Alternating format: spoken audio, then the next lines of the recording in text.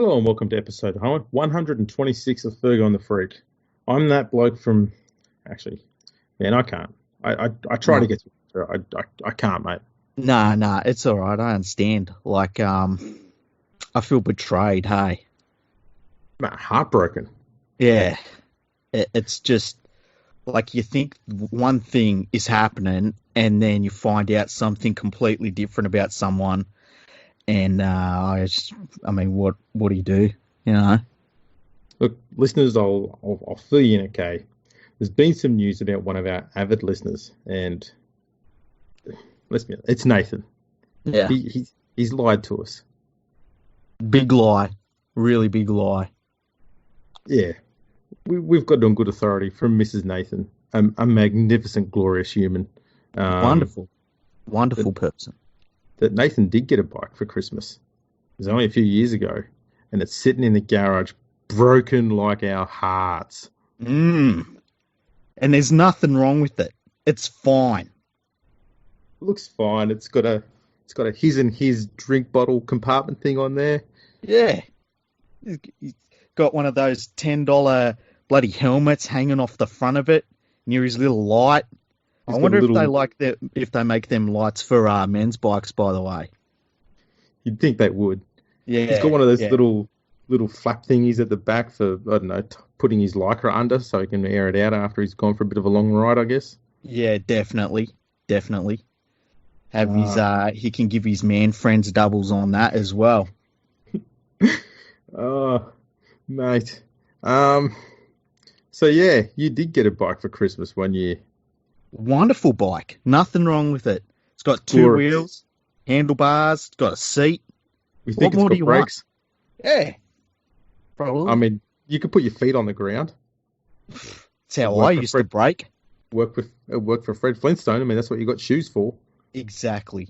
Exactly. Just get some thicker soles. Exactly. Anyway, thanks, Mrs. Nathan. You're a wonderful human. She really is. Imagine that. She's sitting there, right? She's listening to the podcast and he's demanding not that bike. He wants another new bike. Yeah. And she's like, I've already got him a bike. Why doesn't he dust it off a little bit? Get it out from the shed, you know? Show it a bit of love. Yeah. Move that bloody water container that's behind it. That's right. Yeah, we got pictures. Yeah, we do. We're looking at them right now. That's right. Nothing wrong with your bike, Nathan. You've got one.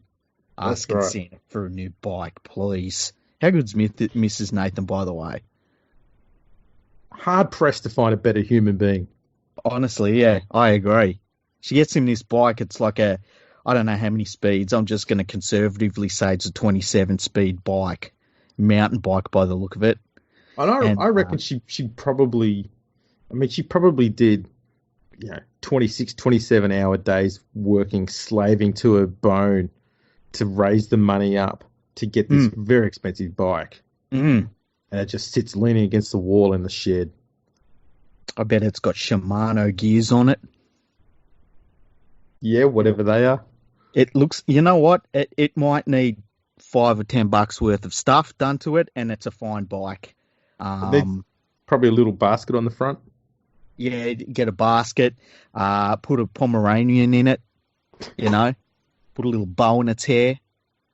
As you You'd do. like that, wouldn't you, Nathan? You lied to us about your bike. Can't believe it. Liar. Yeah. Devastation. Anyway, Hmm. I am that bloke from Rugby League Project, Andrew Ferguson. You can find me on Twitter at AndrewRP. And joining me is this bloke here, League Freak, who you can find on Twitter at League Freak. Besides all that, how are you, mate? Apart from being lied to by Nathan, I'm really good. How are you? Yeah, I'm doing good, doing good. Been a bit That's busy, good. which is always handy. Yeah. It's we haven't done too many podcasts recently, hey, but Yeah, we'll get back we can into it. lay the blame for that squarely at my feet. So here we are. We're going to start rectifying that now. But I wasn't gonna portion blame to anybody fuck it, for a we'll blame. while. We'll blame. Uh, so today we're going to look at the 2021 Rugby League World Cup because the the final pools have all been sorted out a couple of days ago. Prince James Graham was at Buckingham Palace and did the oversaw the draw. How good was it too to see Fat Prince Harry doing that? It was really good. Jeez, he scrubs up well, doesn't he? Yeah, he does. He does. He looked like he dropped a bit of weight. It's weird that he quit the royal family and then a couple of days later he's doing this World Cup draw. And I guess now he's on his way to Canada because that's where his missus wants to go. It's another Cooper Cronk situation, I guess. This is right. I do like the fact, though, that Rugby League managed to get a quick invasion of Buckingham Palace in before it pissed off again. Yeah, that was pretty handy. And I guess the last one that's there turned the light off as they left, eh? This is true. That's making a statement for you. Yeah. So it was a very Rugby League moment, I felt like. It's like you had a royal that was just Jack of being a royal. You had Jason Robinson, who loved Rugby League so much he fucking left. And who was the other one? A rower? Did you say it's a rower? Yeah, a rower. She won 5 Olympic medals. Yeah, it was good. So she's got strong links to Rugby League too. There's 4 groups. So who did the other group? Well, no, there was the first one was the seeded group, and then there was the 3 after it. Okay. Oh yeah. I tell you what though, the rower, she has the strongest affiliation with the English Rugby League because she's at her best sitting down, going backwards, just like English Rugby League is. That's hilarious. Oh shit. So there's probably a joke there about coxless with the rowers, but I can't work it out yet. Yeah, we won't go down to those depths. Yeah. Okay, so there were 4 seeded teams, and they were going to be essentially the top team in each group. So Group A is England, Group B is Australia, Group C New Zealand, and Group D is Tonga. Mm-hmm. So then James Graham came out and he drew in order for each group the pot 1 teams. And so Samoa joins England, Fiji joins Australia, Lebanon joins New Zealand, and Papua New Guinea joins Tonga. Then we had Catherine Granger, the rower. She drew France for Group A, Scotland for Group B, Jamaica for Group C, Wales for Group D, and Jason Robinson drew Greece for Group A, Italy Group B, Ireland Group C, and Group D has Cook Islands in there. Yeah, so I guess if we go through the different groups and just talk about who we think will win them and who we think is just making up the numbers, hey? Yeah, well, I mean, let's crack into it. Group A: England, Samoa, France, and Greece. Yeah, and it's not the easiest group. It's England. I think if Samoa turns up, and I don't expect Samoa to turn up because Samoa doesn't turn up. They're poorly run, poorly coached. The whole setup is a complete disgrace. They've got plenty of talented players, way more talent than England does. But they're just not going to turn up, and we know that, unfortunately. But if they do decide to turn up, they'll beat England. Do you think France are a chance of getting into the top 2? Because I think that England, let's be honest, as much as we knock them, England should clinch one of the 2 places to advance to the knockout stage there. Yeah. I dare say, I love underdogs, so I'd like to see Greece in their debut World Cup to get through to the next round, but I think it's going to be between Samoa and France. Yeah. And both of those teams are pretty poorly run at the moment. And that's the problem. That's what it comes down to. And look, England's pretty poorly run as well. It's a great group, and Greece can't even play in their own country. That's the unfortunate thing there, yeah. But geez, Group A. It'd be good if Samoa and France were too busy squabbling with one another to fail to win a game, and Greece manages to get up and sneaks in. That would be hilarious. I really do. If all things being equal, I'd say Samoa would win this group, and then England should beat France. France, France is so disappointing, and we saw in the last international games where they played against an Australia A team and just got absolutely whipped. I know it wasn't their best team, but still, they weren't close. Yeah. So it should just be England and Samoa in some order. Exactly. Group B. Australia, Fiji, Scotland, and Italy. My goodness. Yeah, so, I mean, obviously Australia's going to top this group. Fiji's going to go well. The thing about Scotland and Italy, it's like the Scottish team's going to be filled with a bunch of Poms. We know that, and a bunch of Aussies. And if Italy goes the same way, where they get a bunch of people that have, had pasta and Balmain, then you'd never know with Italy. They could beat Scotland. I don't think they're going to beat Fiji, though. Fiji's got so much more talent than those two, even if they have their blow-in. So it should be Australia and Fiji. I think Australia, Fiji. I think Scotland will also outdo Italy. I think Italy kind of needed James Tedesco, and he's going to be Australia's first pick fullback. Yeah, definitely. Group C, New Zealand, Lebanon, Jamaica, and Ireland. Jamaica's in their debut World Cup. Yeah, I mean, what an interesting group that is. To me, New Zealand should easily clinch that group, but that second place is entirely up for grabs. Yeah, 100%. The thing that I look at this group, I wonder if that's the group New Zealand would like. I feel as though New Zealand, their perfect World Cup would be to come out against a strong team in the first game, probably get smacked so that they all pull their heads in, and then just slowly build against solid opposition. They're not going to get that chance to do that. They're going to play 3 easy teams that they should beat, and then they're going to be thrown to the wolves once we get out of the group stages. So it's going to be interesting to see how they handle that for the last 3 teams. I mean, I just don't know. I don't know if Ireland. I mean, Ireland. I was going to say I haven't seen Jamaica play yet. To get a gauge on them. Yeah. Lebanon, again, they've got administration troubles, so I don't know what they're going to produce. Whether they're going to have a team full of just genuine Lebanese-born players, or whether they're going to be a whole lot of Sydney players. Ireland, they should clinch second place, but it depends if they pick Irish people or not in their team. Like, if they pick Irish people, they could very well finish last. If they pick a bunch of people that have been to a St. Patrick's Day parade, then, it's going to be a little bit different. Maybe they're waiting on the Brexit border changes to happen around Ireland to see which parts of England they get. Possibly, hey. I love the thought that they're just, when they do Brexit, they're just going to build like a big wall. It'd be fantastic. It's going to be a discussion for another day, though, on old Brexit. Yeah. Finally, Group D. And this, to me, looks like the most entertaining group of all, because we've got Tonga, Papua New Guinea, Cook Islands, and Wales. Yeah, Wales, it doesn't really matter who they pick. They're going to get hammered. They'll come last. Tonga's probably going to top the group, I would say, but PNG's they're a bloody good team. Cook Islands isn't going to give anyone an easy game. It's going to be a really fun group to watch. I've got an interesting one for you here too.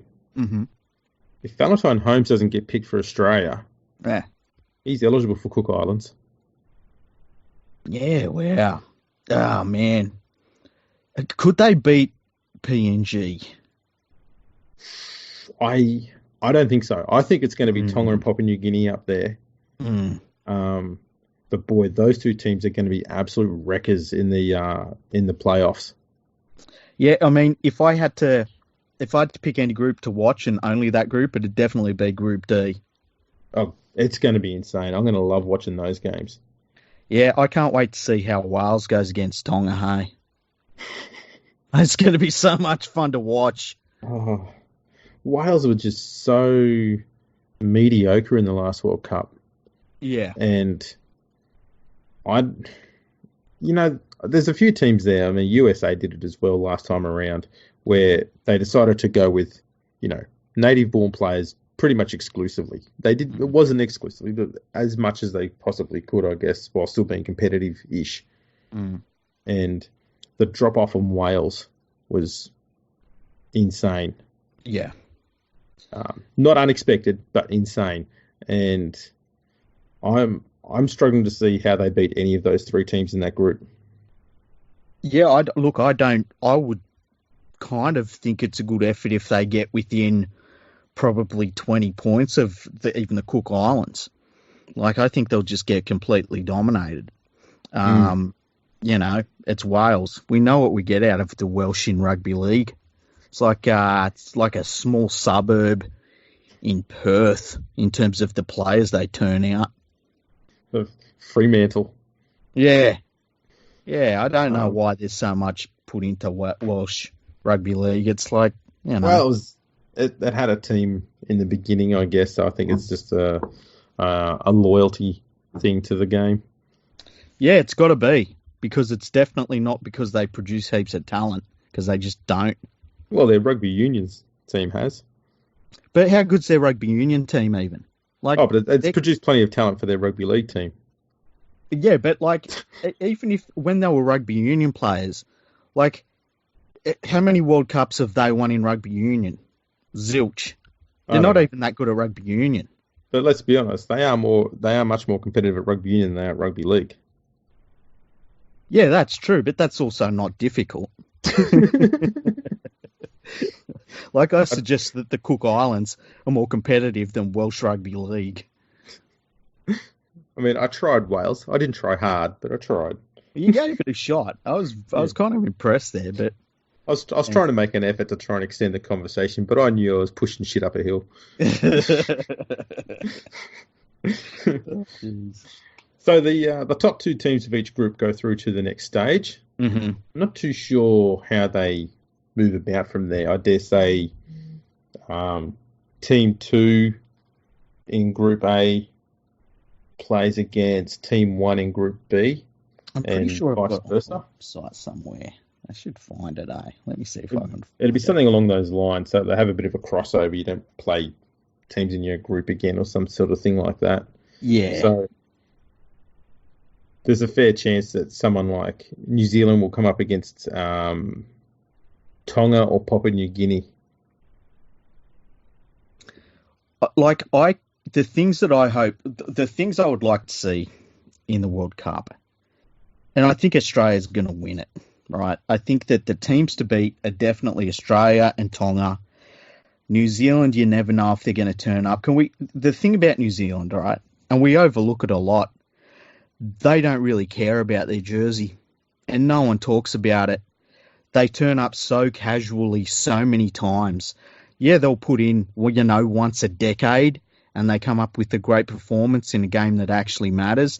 But outside of that, they're normally just easy beats. Yeah, look, I'm more inclined to think that they've been a victim of bad coaching and coaches who have one pretty strict sort of style, not very malleable, and a bunch of players who don't fit that mold. Mm-hmm. And they need to start getting a coach who can work with whatever he's thrown at. I'm not sure Michael Maguire's that man. Mm-hmm. He is a good coach, obviously. Premiership success and the like. Got the Tigers up to ninth again. Yeah. Impressive ninth too. It sounds like ninth, but it was probably better than ninth. It was a solid 9. Yeah. It was a solid 9. They were almost 8th. That's how close they were. That's how good their 9th was. Yeah. Yeah, it wasn't an almost 10th. It was an almost 8th, 9th. That's the difference. Yeah. But I don't know. I don't see him as the coach for New Zealand. But then I just think he's a bit too strict. Who would be the coach? I don't know. They need someone who's more open, I guess, to more free-flowing footy. Maybe a Trent Robinson-style coach. A Trent Robinson. Yeah, I wonder if he would do it, hey? I feel like Trent Robinson one day is going to coach France, hey? That'd be fantastic. That would be really good for the game over there. But not anytime soon, but I feel like one day it'll happen. Yeah. I just don't think... I think that there's been enough different coaches, and you're right, they've had some really shit coaches. But I think we've seen enough different coaches and seen so many of the similar results out of New Zealand that if you look at the effort that the Kiwi players put into their games versus the effort that Tonga puts into their games, it's chalk and cheese. Oh, there's And no doubt about that. you just don't hear enough about it, about how disappointing New Zealand Rugby League players are to that New Zealand Kiwis jersey. I just think that, I hope they turn up for this World Cup, and I'm always hoping that they turn up for every tournament, because when they're on, they're really, really tough for Australia to beat. They give them a really good game. But at the moment, man, Tonga has stolen their thunder. And if I look at all of these teams as an Australian, and I think, man, Tonga's the one to beat for us. Yeah, Tonga's going to be definitely the one that everyone should be having their eye on. England, boy, I think a lot's going to be actually riding on how George William plays for Canberra this year. Yeah, I was thinking about this. I think this could very well be the last World Cup that England is even one of the top two teams in a World Cup in their group. Because if you look at the current state of English Rugby League in terms of their test team, I mean, their forward pack is getting weaker, and that was probably one area that they could at least compete at some level. They weren't equal with any of the top teams, but they could at least compete. Their halves are just nowhere. I mean, if you have to rely on looking to Australians and stuff, I mean, if their halves for this are Blake Austin and Jackson Hastings, I mean, come on, what are we talking about here? And their outside backs are just complete trash. So I think that's the thing. They've got to move on from McGilvery and Hall. Yeah, definitely. There's so many. Look, let's be honest. There's a lot of great young players all around the world. Even in England, you don't need to keep picking the same old dinosaurs, especially on the wing. When the wingers have evolved, you do actually need those whippet-like fast speedster blokes out wide who can catch. And Ryan Hall is not fast or able to catch. Why pick him? Yeah, exactly. And the other thing is, too, that I think that they've set it up in Super League at the moment, or they've not set it up that way. It just is where Super League finds itself. You can be a really dominant player in Super League. You can have a pretty good career in Super League and be absolutely nowhere near the better players in the world. And I just don't see that they've got that incentive over there. I mean, it really comes down to the players that say, look, I'm a young bloke and I want to play against the best, so I'm going to Australia very early. And because if the players that stay over in England and play in Super League, they're not good. No. And I think there'll be I reckon there'll be quite a blowtorch put on the English side over the next year and a half because of how just diabolically garbage they were when they came over here at the end of last season. They were crap to watch. They played like garbage. They were just, let's call a spade a spade. They were just shit. They really were. And they will struggle to win. They won't beat Samoa, even if Samoa's a basket case, if they keep playing like that crap. Yeah. So I think there will be a bit of soul searching and a bit of looking around at the selection process and who gets picked and why. I think the smartest thing for them to do would be just to get a British coach, get Ellery Hanley or Andy Gregory or someone. I don't care who. Get someone who's actually in England watching English Rugby League and not Wayne Bennett over here watching NRL. I think that the big problem they have is they've got the Ashes coming up, and I think that whoever they get in as coach, they're going to be basically trying not to get thrashed in the Ashes. They could have really used a series against an opponent that they could have at least blooded some young players against. Like if they had a 3-test series coming up against, say, Samoa or someone like that, or PNG, that would have been way better for them than playing against Australia, because I think what we're going to see is they're going to pick players that they hope won't get thrashed. I think they're going to get thrashed anyway, and they could go into the World Cup, and we talked about this at the end of last year. They're going to be a really, really old team when they get to that World Cup if they just keep picking the same players. That's right. And to be honest, there's only 2 players who are going to be old and possibly deserving of being picked in that English side in 2021, and it'll be Gareth Widdop and James Graham. Yeah, and look, Gareth Widdop, I mean, he's already injured. Yeah, Like, that's the thing. you But know. I'm saying is like if they play with good form, Hmm. they're the only two old players who will justify their spots there because they are the only two players in that English side Hmm. who are genuine world class players. Yeah, 100%. And the other thing is too that I mean, Burgess is obviously retired. His two brothers, I mean, they've fallen off a cliff. It's kind of shocking how badly they've fallen away. I remember a number of years ago, I was saying that I thought George Burgess would end up being the best front rower in the game one day, and he looked like he had everything he needed for it. I mean, it just stopped. Like the Yeah. development stopped, and he's actually worse now than he was then. Man, they've got some big problems. And yeah, I mean, Samoa just turns up half decent. And they haven't for a long time. But if they turn up half decent, they'll top that group. And, we could see we could see them just get smashed in the quarters. Yeah, That look, wouldn't be a shock. I think if Samoa focuses on a set, solid, functioning spine, Mm. the rest should all fall into place for them. That's the thing that's sort of been the little piece of the puzzle that's been missing for them is a reliable spine that's creative, Mm-hmm. and has a bit of spark about it. Mm-hmm. And I think that's all they need. If they can just get a few people in the spine there, just stick with them and give them all plenty of game time and get them used to a set system and let them control things. I reckon they will catch up to Tonga pretty quickly. Mm-hmm. Yeah, because unlike Tonga, they do produce some halves, and I mean, like when you look at everything else, I mean, you would take the Samoan forwards over the English forwards. You would take their backs over the English backs every day of the week, Yeah. And if they've also got some halves, which England don't have, I just think I hope they turn up though, and who knows with Samoa. You just don't know. That's the problem. And that's the problem with International Rugby League, and something that Australia probably doesn't get enough credit for. Australia always turns up. Like, Australia is never not turning up and putting in a really good effort, even in games they lose. Tonga's starting to get there.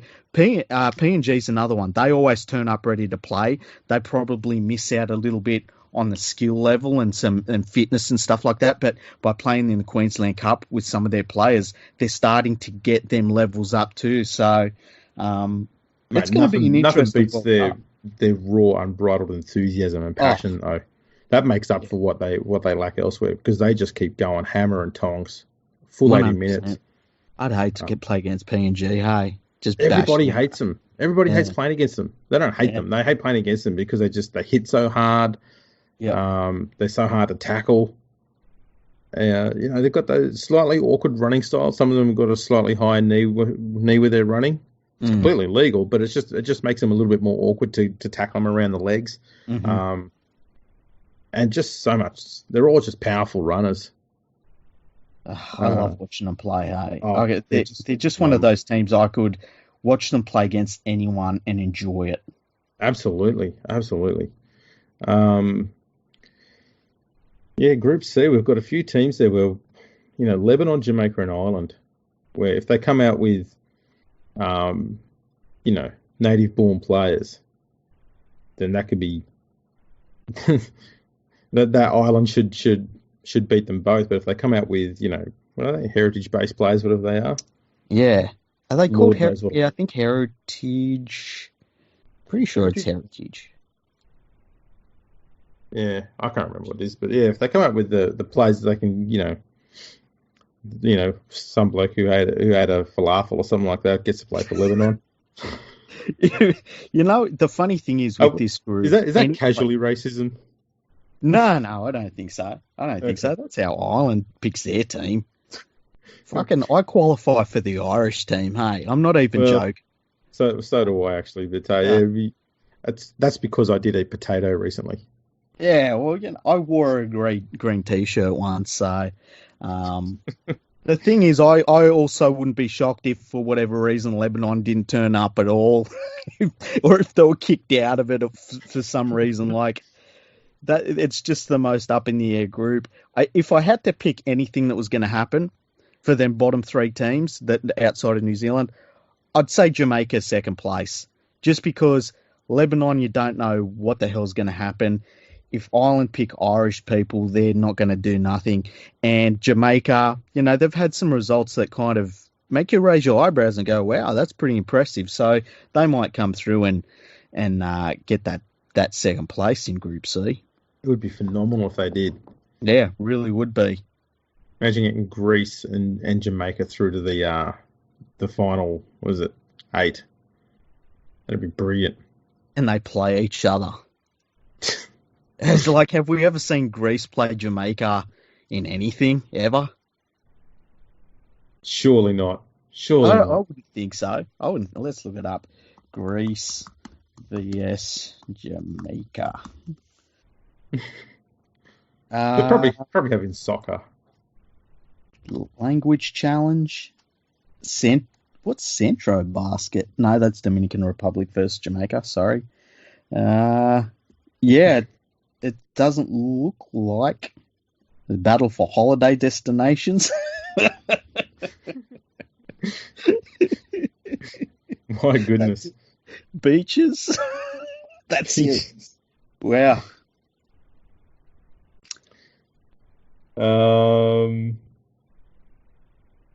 Yeah, I don't think there's probably ever been an occasion where they've squared off against each other anywhere. No. That's So fantastic. Rugby League can hold that honour if it does arise. That's why I love international footy too, hey? Like, you see those sorts of matchups and you're like, I want to see a bunch of Jamaican dudes play a bunch of Greeks. See what happens. Exactly. And the thing that's going to be good about this is you get teams like Greece and Jamaica, and a lot of people have not seen them play at all. Mm-hmm. And they will have a different style to a lot of the robots that are from the Pacific. Yeah. Who all play a very similar style of footy. Mm-hmm. It's very methodical and whatnot. But whereas some of the European teams and Jamaica and Greece, they're going to be more inclined to throw things around, try new things. They're going to have different tactics defensively. We saw that when we were watching some of the games last year when Spain had such a small team. And the only way they could defend was by swarming up in groups of 5 to tackle one Irishman. But it in the longest game in international rugby league history, by the way. Yeah, it went for like 304 days or something. That's the beauty of the World Cup, seeing all these teams face off that we normally wouldn't see. That's why I'd love to see the World Cup every 3 years and get more of this, cross-pollination between different nations so that everyone gets to see what the standard is. But we're seeing more international rugby league, which is a good thing. And right now we're seeing the Pacific Islands and Australia and New Zealand sort of, coming away from the rest of the world in terms of their standard. Their standard in this part of the world is really high. And we need everyone else to catch up, really, for it to be a real quality contest across the entire World Cup. It's definitely there's a split between the northern and southern hemisphere teams, that's for sure. Absolutely. Now, this will also be the second time a World Cup has had 16 teams in it.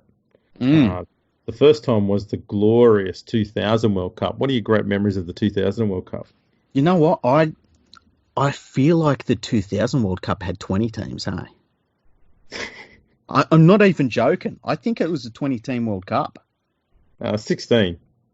Man, why did I think there was 20 teams in that World Cup? We'll go through this. Australia, Cook Islands, England, Fiji, France, Ireland, Lebanon, New Zealand, Maori, Papua New Guinea, Russia, Samoa, Scotland, South Africa, Tonga, Wales. 1, 2, 3, 4, 5, 6, 7, 8, 9, 10, 11, 12, 13, 14, 15, 16. Okay. I don't know why I thought it was a 20-team World Cup. Well, the things about that 2000 World Cup. I mean, there's so many great memories. It was in. People don't realise this. The game was in profit before a ball was kicked, and it ended up losing millions of pounds. They introduced a revolutionary new ball that looked more like a volleyball than a rugby league ball, and Australia kind of had to stand in and say, no, we do play with an oval ball, and they fixed that up a little bit. People saying that rain kept people away in England. That was always interesting. I do remember that one. Yeah, who would have thought it would have rained in England? The New Zealand Maori competing, while New Zealand was competing. And then you had some special occasions in there, like Tony Carroll, who was an Origin player for Queensland and he played for New Zealand, but then ended up playing for Australia, I think the following year or something like that. Correct. There was just all weird shit like that, you know. Now, the one thing I find interesting about that is that in that 2000 World Cup, Australia was scoring that many points. Mm. Only 4 of their players in their squad failed to score a point. Mm-hmm. Darren Britt, Robbie Kearns, Jason Stevens, and Michael Vella. Wow. There you go. Even Shane Webke got across the line for a try. Well, they played Russia, you know. They put up that big score against Russia, but Russia did have Ian Rubin in that side, so they weren't no slouches. Legendary Ian Rubin. South Sydney's legend. Yeah. Wendell Saylor scored 10 tries in 5 games. I also liked the fact that they got to the final and a couple of players had dyed their hair bright white. Matt Rogers was one of them. He was. There was another player. Who was it? I'm sure there was another player. Was it Adam McDougall? Did he do his different time? I can't remember. I feel like it might have just been Matt Rogers. But the best thing about that too was Wendell Saylor and Matt Rogers had really good World Cups and then immediately switched to rugby union. Yeah. It was fantastic for the game. Well, Rugby League still kicked on. Yeah, it did. It was fine. It was fine. And now look at rugby union in Australia. It's fantastic what's happened to it. Maybe Wendell Saylor could get a call up. Go back. He probably could. I actually, you know, they did a funny thing where they, because Israel Folau obviously isn't playing rugby union for Australia anymore, and they were like, the next, Israel Folau's been found. He's this young kid playing, and it's like, all you need to do to be a rugby union writer in Australia is just promise shit that never happens. Like, this year, I reckon we've got the All Blacks numbers. Just stop fucking promising shit. I like the fact that the next Israel Folau has been found. I reckon Rugby Australia would have been going, nope, no. We're good, thanks. Where did that talent scout go? Hillsong? Yeah, exactly. He just picked up like $8 million for, doing nothing. I saw an article. Yeah, exactly. I saw an article the other day that said that team that is going into the English lower grades from New York is in talks with Israel Folau to go and play with them. And then you read the article and it's like, yeah, well, we haven't really talked to him and stuff like that. And I always love things like that happen in rugby league. Like, remember when they said they were going to move the World Club Challenge to the Seychelles? The Seychelles? Do you remember that? No. Oh, mate. They were going to... I can't believe how dumb rugby league is sometimes. It was being reported that they were going to move it there and that was going to become its permanent home. They were in talk with the government there or something. That was about 15 years ago, 18 years ago, something like that. And why there? I don't know. I've got no fucking idea. It's like when that goes into the same thing of like rugby league is played in South Africa. It's like this myth. Or rugby league, it's a real big game in Morocco. Do you remember that one? Yeah, that one went really good for a little while. Yeah, that one went for a long time. Never, ever heard of a fucking Moroccan rugby league player, ever. Well, remember, we'll have to go back to our episodes on 94, 95. Mm-hmm. It's Super League was big on taking rugby league into China. Yeah. Oh, well, that's another one. How many How many preseason games are the Manly Sea Eagles setting up in fucking China? It happens every year. I like the fact that they think, yeah, we've nailed the Brookvale market. Let's go to China now. Yeah, exactly. But they do it every year, and that's always the same thing. Their shirt sponsor, they say, well, we've got links in China, and that's why we're setting it all up, and something it never even gets off the ground, never even gets past the article. That's it. That's where it stops. I just need to go over there with a few tins of S26. I'll be fine. What's S26? Baby formula. Oh, jeez. Oh, jeez. That would be pretty good, though. How weird was it when they were doing that whole baby formula thing and people were like, there should be a limit on how much baby formula you can buy. It's like, grow up. I don't know what was going on there. Yeah. People are weird. That's what was going on. I was lucky in the sense that all that happened and it didn't impact me whatsoever, so I wasn't paying attention to it. Yeah. Yeah, you just didn't care. You just thought the baby got fed there. You didn't really care about that stuff, eh? Yeah, I just fed it steak. She's fine. Yeah, exactly. Yeah, chill on this.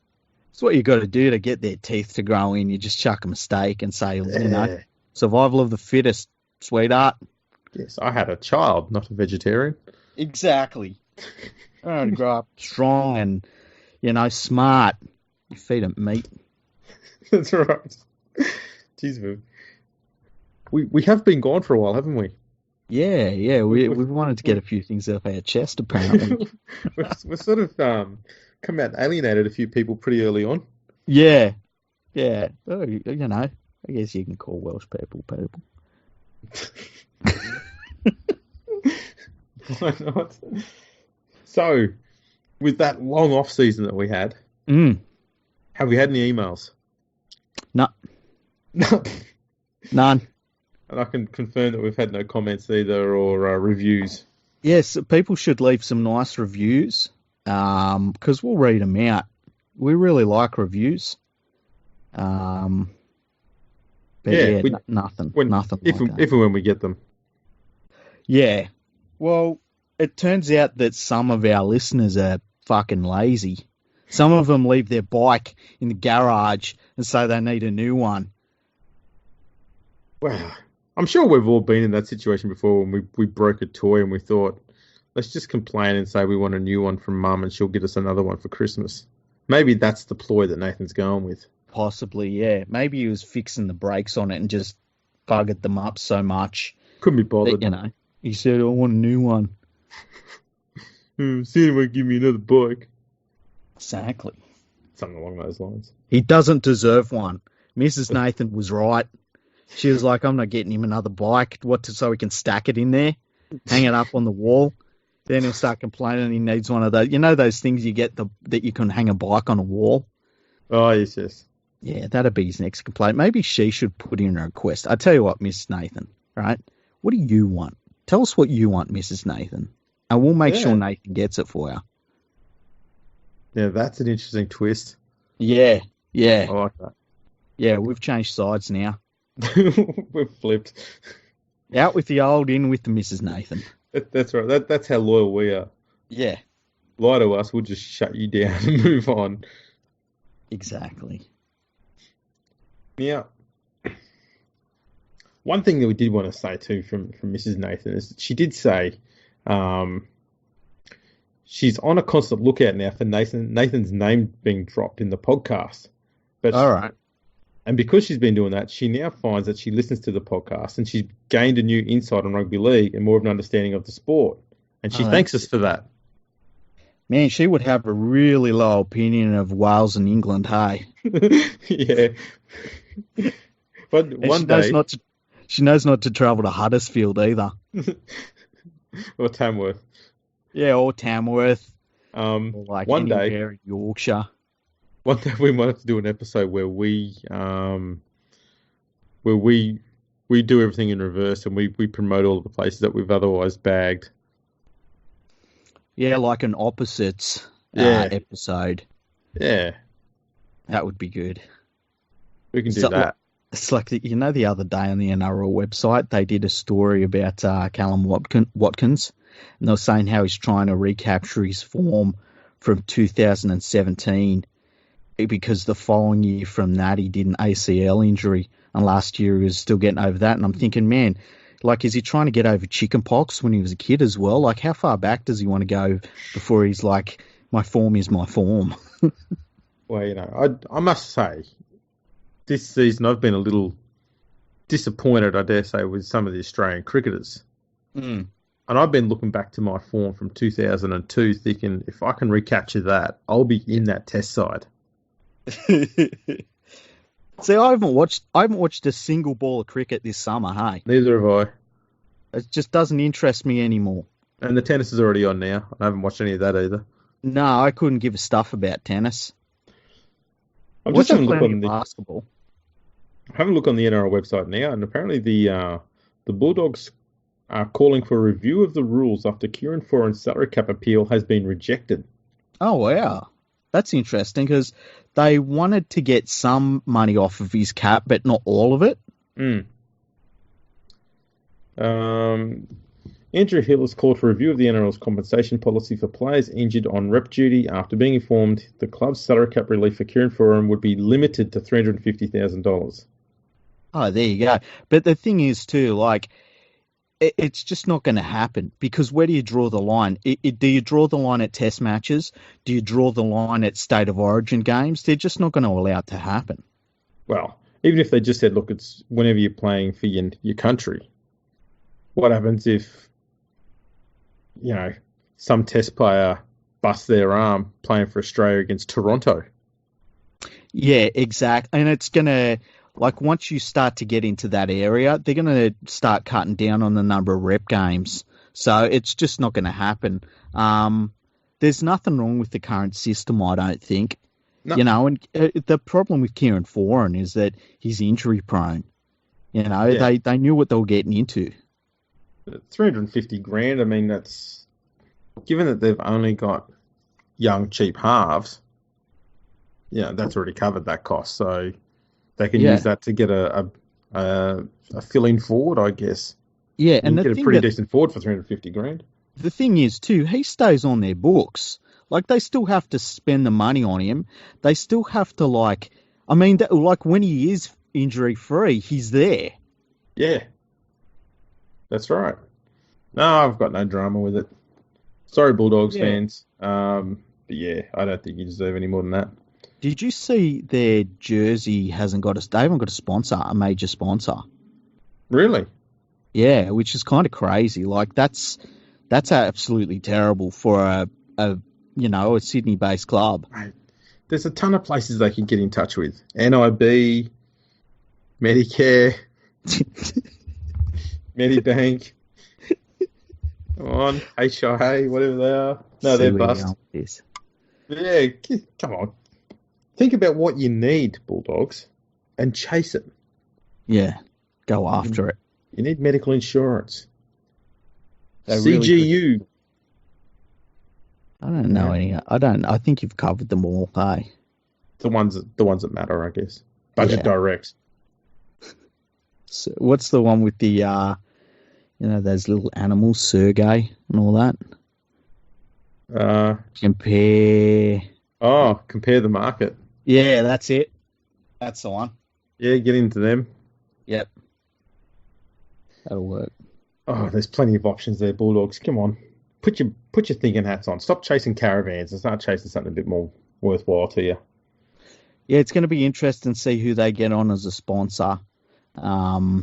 I just can't believe they haven't got one. It's kind of, I mean, how does a club drop the ball like that? It's a good question. I've now turned the back end of this episode into reading an NRL website. So Titans halfback Ash Taylor says time working on his mental health and the arrival of a son have him in a good headspace to throw himself back into the pressure-packed world of NRL footy. Oh, nice. So he's going to actually play some footy and earn some of that $1 million contract that he's got. Oh, that's pretty good. That's nice of him. Yeah. What else is here? There's an Anthony Seabold one.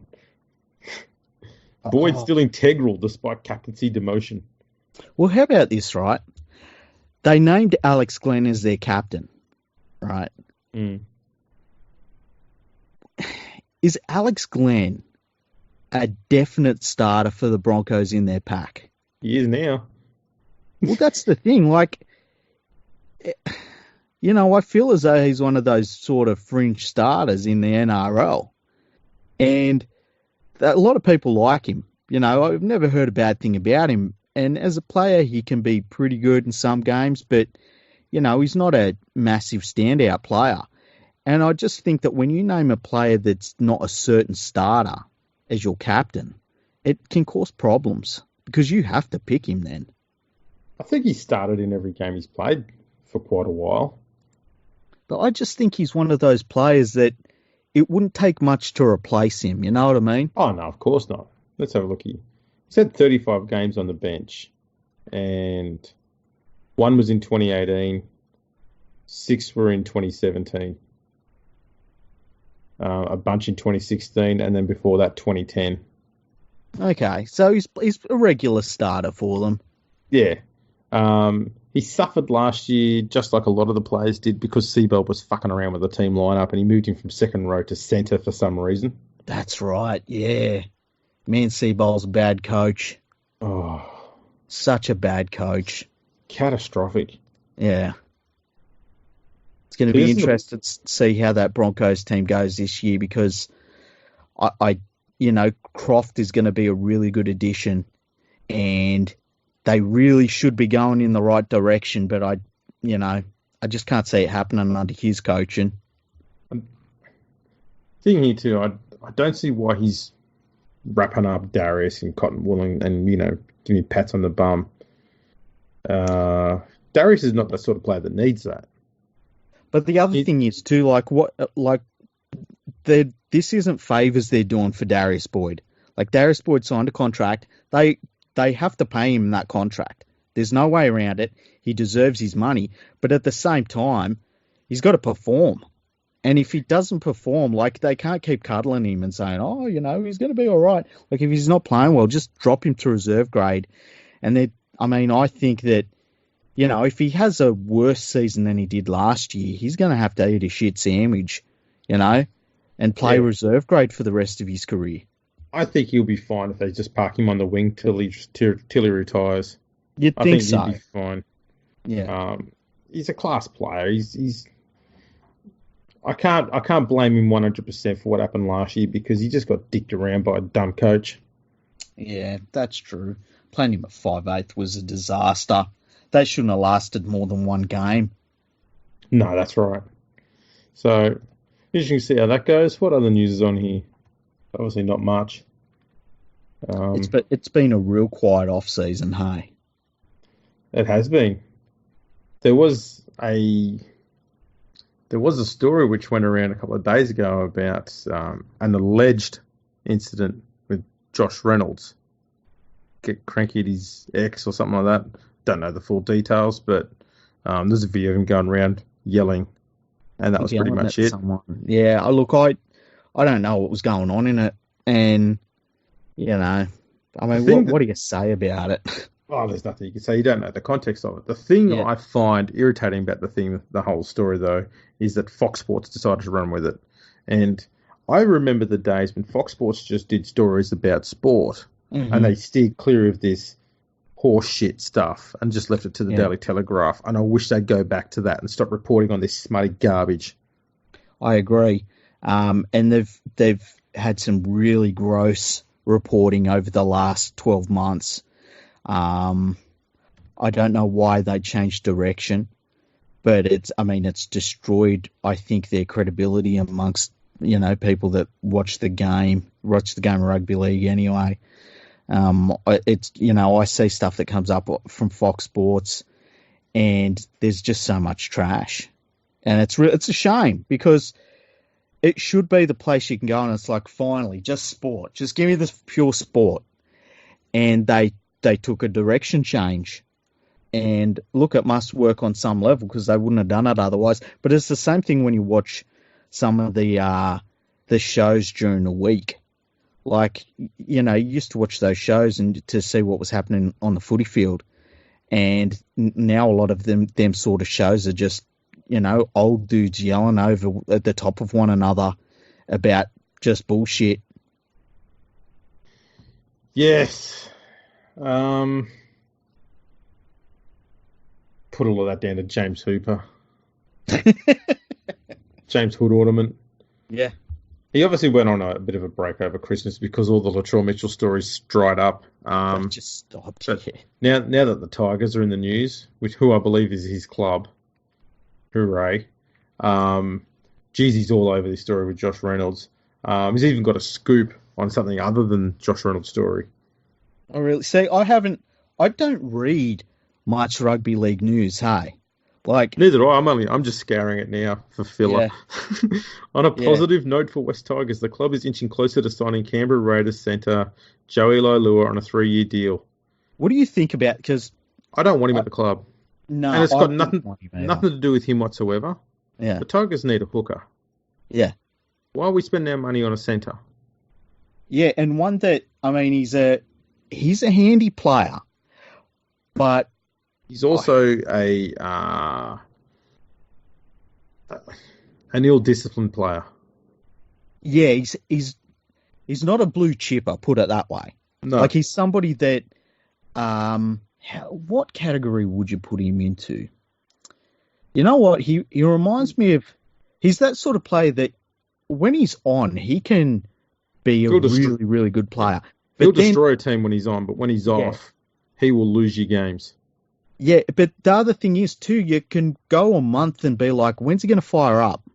You know, when's he going to put in that performance? And that's a problem. Like, I don't tend to like players where you're waiting for them to turn it on. And yeah, I just don't think he's the sort of player they should be going after, and I don't understand why they're going after him. Yeah. It's like they're going after, what's his name, Dooley from Souths. Adam Dewey? Yeah, that's it, Dewey. And I don't understand why. Like, he's an all right player, but he's just an all right player. There's plenty of all right players around. You know, the West Tigers need some guys that they can build around. I was hoping they were going to go after Alex Johnson because he'd have been a gun fullback that the club needs and a genuine try scorer. I don't mind Adam Dewey so much, but yeah, I'd rather they were chasing a hooker, to be honest. Yeah, because we're looking like we're going to start with Moses and Bai or Josh Reynolds if he's not in jail. Starting a hooker. Neither of them are nines. Crazy. Yeah, neither of them are nines. I just don't know. I don't know what the Tigers are doing. Like, I think that last year we went into the season, during the season we were saying how the Bulldogs definitely have the worst lineup in the league. I think that the Tigers now, you take Benji Marshall out of that Tigers team, man, it's threadbare after that. Like Luke Brooks is a good player as well. But he needs a good 9 to help him. Yeah. You know, you look at his best seasons and it's with Farah at the club.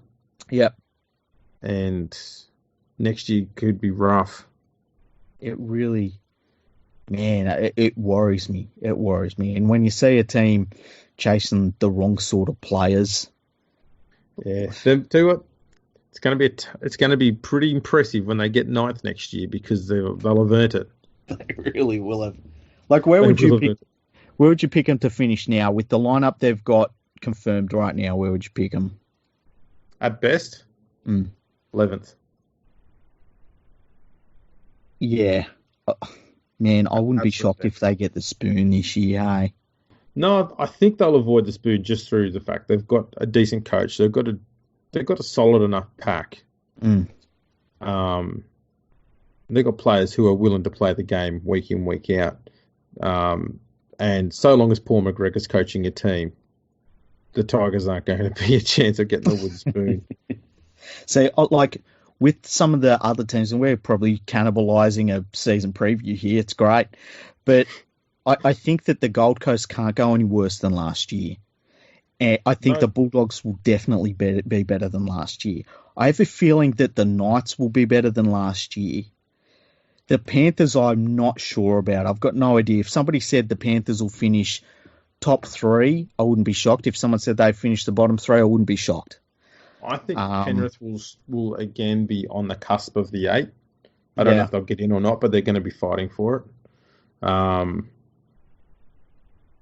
Yeah, it's a tough one. The Titans, I don't know if their coach is good enough to get them off the cellar floor in his first year, and I don't even know if that's going to be his objective. I think he's probably going to be doing a bit of a stock take season 1 before he starts ripping into big results and wanting to go charge up the ladder and stuff like that. So it'll be interesting to see what goes on, I guess.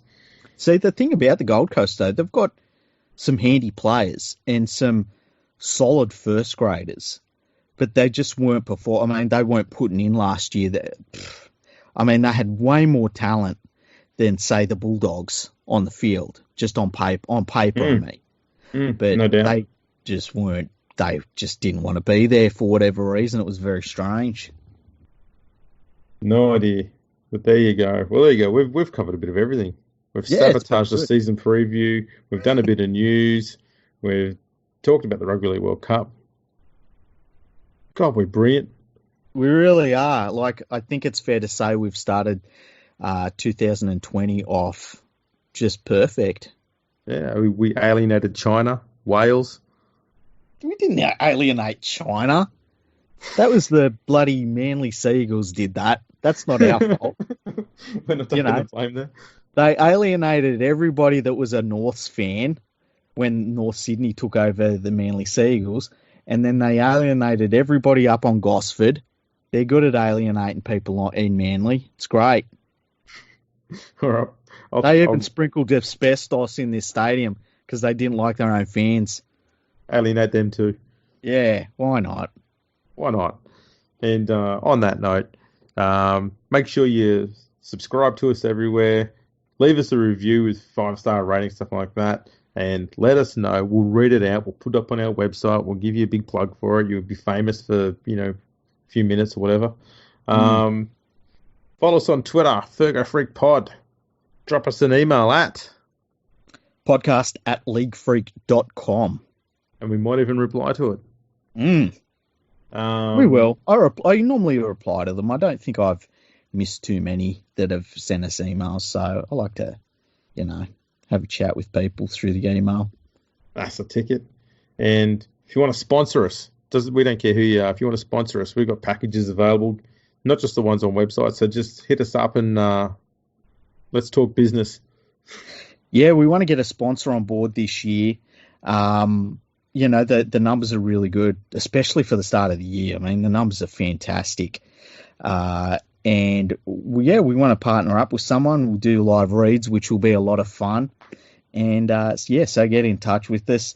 And if you're thinking about it, just get in touch with us. You've got nothing to lose. Yeah, we'll give you a trial run even. See if you like it. Yeah. There you go. All righty. We'll wrap this sucker up and we'll let you all go. Yeah, and thank you to everybody that's listened in. Thank you to all of our new listeners. I know we've got a lot of new listeners. And hopefully you enjoy what you're listening to, and we'll bring you plenty more this year. We smash out these podcasts. By this time next year, we'll probably have 500 podcasts up, so it'll be fantastic. Sounds like a target. Yeah. Let's get cracking. Just letting you know. We're going to start our next podcast in 20 minutes, by the way. Sounds good. We're going to pump them out. Yeah. Alrighty, people. Catch us later.